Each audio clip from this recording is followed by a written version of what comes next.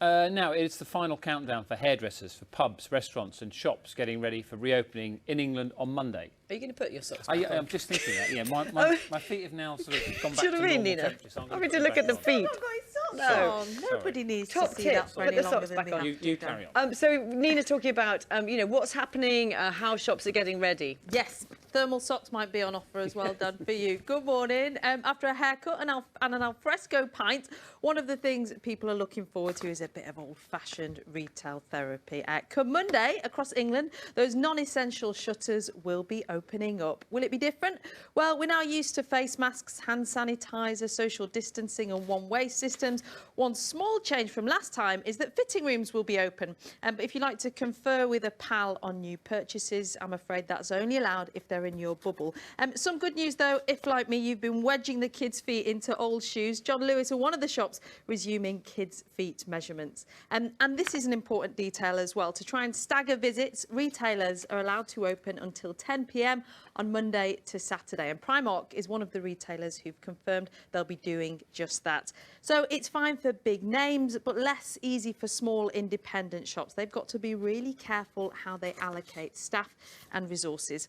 Let's speak to two people who work in retail. Monica runs a small department store in Shropshire. It's been in the family since 1860. No pressure there, Monica.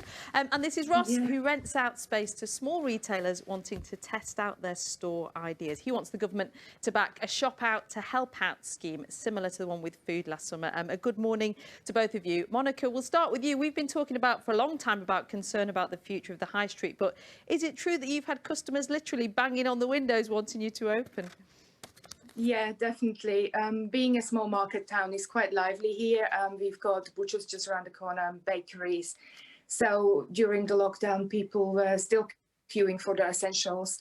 We know so many customers personally, and when they see us getting the shop ready, they knock on the door, on the windows and say hello. When you're going to open, we're so excited to be back. We come and visit you straight away. So that's a big part of community activity in Ludlow, isn't it? But for you, it's completely different, isn't it, Ross? These are new businesses that will be jumping up sporadically in different parts of the country, making the most of that empty space. What sort of businesses are you seeing want to thrive at the moment? Well, Sorry, Ross, go on. I was just going to say, I think to give a bit of context about the campaign before we set it up is Appear Here before this period, we were launching tens of thousands of stores across the country, and we were actually launching more shops than what we were seeing closing. And I think that's a counter narrative to what we often see in the press, which is the high street's dying. And actually, you're seeing these incredible independent stores, small new businesses that have truly been thriving before COVID. And we want to make sure that they continue to thrive after this, because they would have done incredibly well had this pandemic not have happened. And in some ways, Ross, is there space for new opportunity at the moment?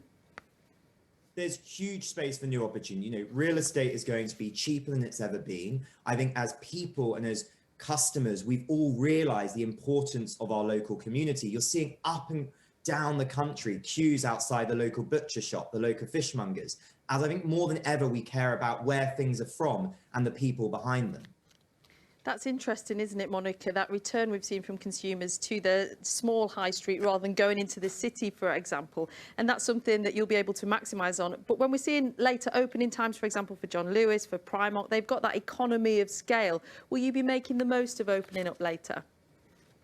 We always work with our customers and we always ask them what they want. We send out surveys and we listen. And after the first lockdown, we gave people option to book individual appointments or small groups appointments. So probably that would be a way forward for us rather than just extend the hours, opening hours. Being small also has its advantages. We can be agile and work with tomorrow. We can decide to open till 10 today. We can decide to shut at 5 o'clock like we always do. So being small sometimes does have a massive advantages. And a final question for you, Ross. We've seen a move to online shopping. Some people for the very first time over the past year. Is there a concern that that will stick and these pop-ups that you're talking about won't necessarily have a future?